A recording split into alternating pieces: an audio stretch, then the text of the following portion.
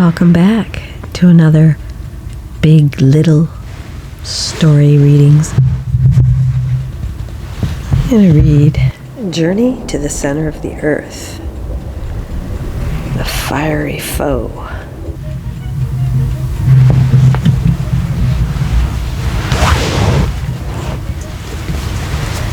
This one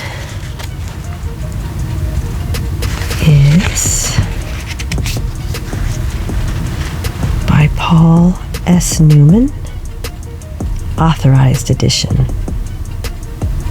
Whitman Publishing Division, Western Publishing Company in Company, Racine, Wisconsin.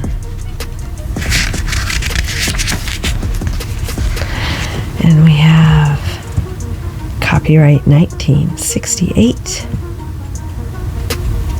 produced in the USA.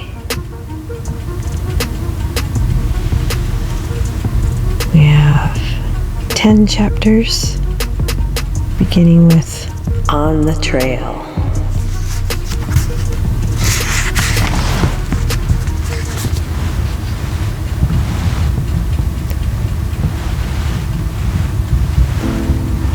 Hundreds of miles below the surface of the earth, there was a shout of triumph. 4 figures in the semi-darkened tunnel corridor paused as young Alec McEwen's hand pointed to a rock slab. "There," he exclaimed. "See it?"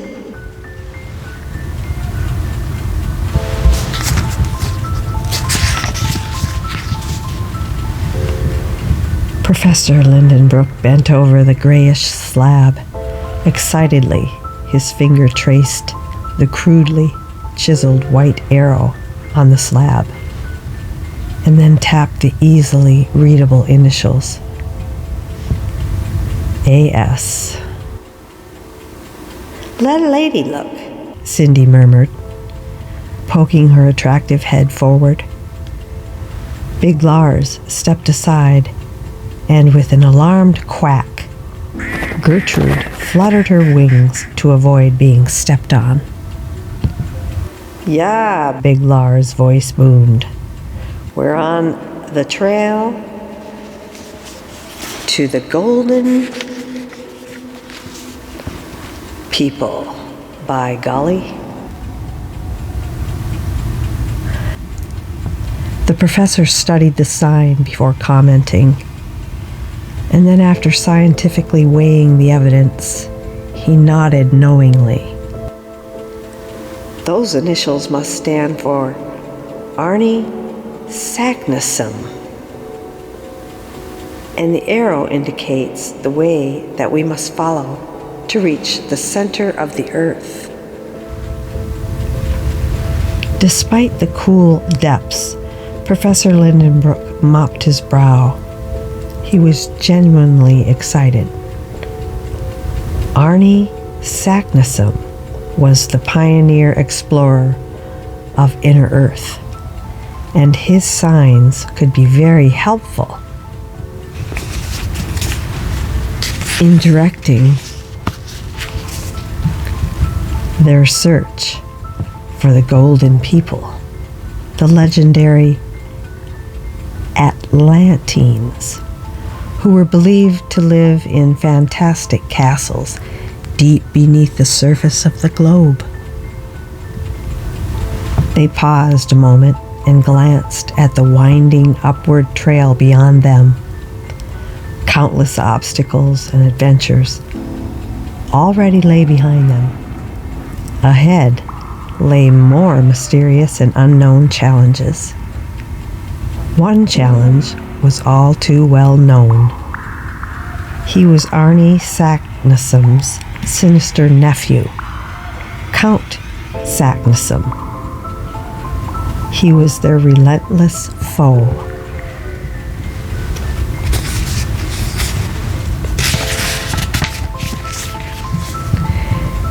A single question was in every mind.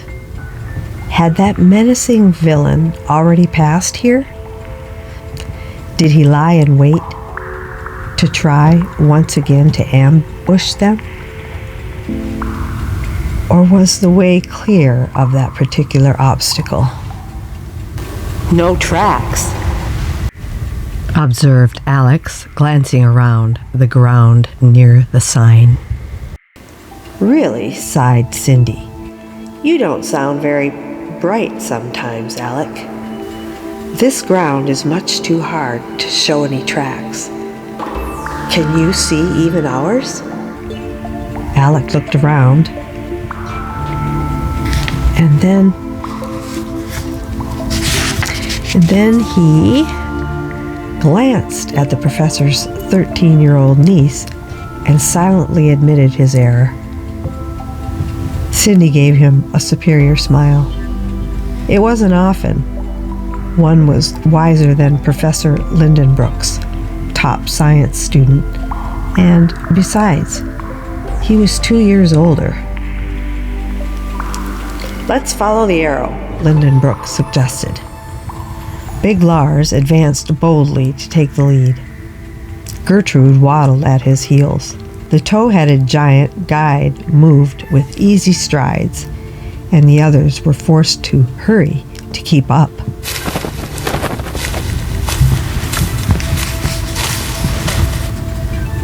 They followed Big Lars as he turned under a dark, rocky archway, bending a bit to avoid bumping his head on the jagged, rocky roof. As the four marched boldly on into the passageway, their progress did not go unnoticed. Fools, gloated Count Saknussemm. How easily they were duped by my cunning. His hand slapped the back of his short, gorilla-like companion. Torg.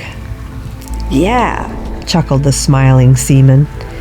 They fell for the phony trail sign.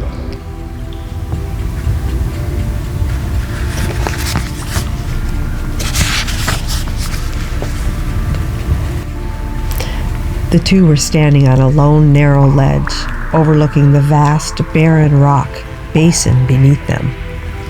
As they watched, the last of the party vanished down a passageway, far below. The Count's eyes sparkled with victory.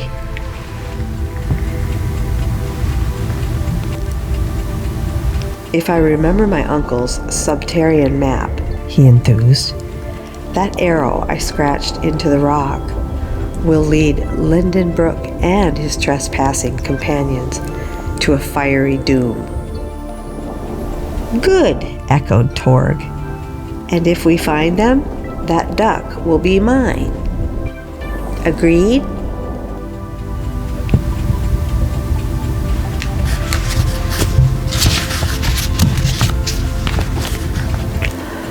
Agreed. The duck is yours, replied the Count. Let his stocky seaman dream of the duck as his prize. The Count was seeking far richer treasures when he finally reached the center of the earth. On, commanded the Count. On to the center of the earth, and the fame its discovery will rightly bring me. Torg nodded his approval, although he would have liked to witness Lars' fiery finale. Obediently, he followed the Count, who was very carefully picking his way.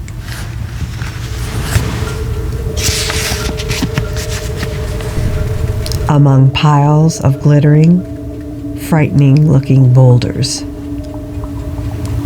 When he stubbed his toe on a rock, Torg cursed and almost wished himself back on the rolling deck of a whaler.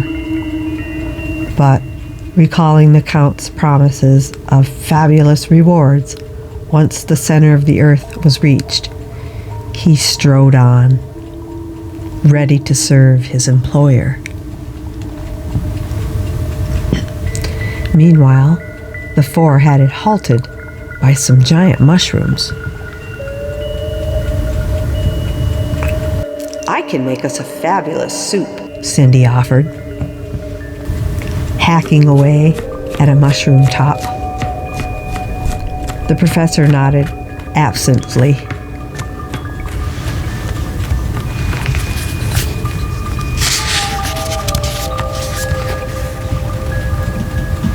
He was busily noting the changing structure of the ground. Volcanic, Alec announced before his teacher could speak. definitely, Agreed his instructor admiringly. but if this is an active volcanic area, it's hardly the place to stop for a snack. Cindy's protest was interrupted by Gertrude's feverish quacking. The group turned quickly at the sound of a strange swooshing noise behind them. In a moment, they saw its cause, a fiery stream of lava. It cut off any hope of retreat.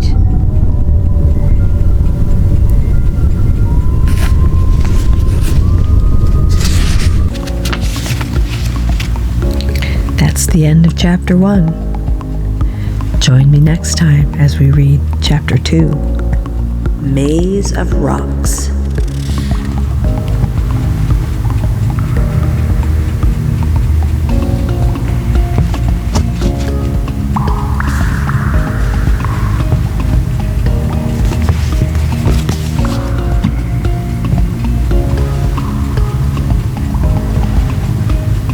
Thank you for watching. See you next time.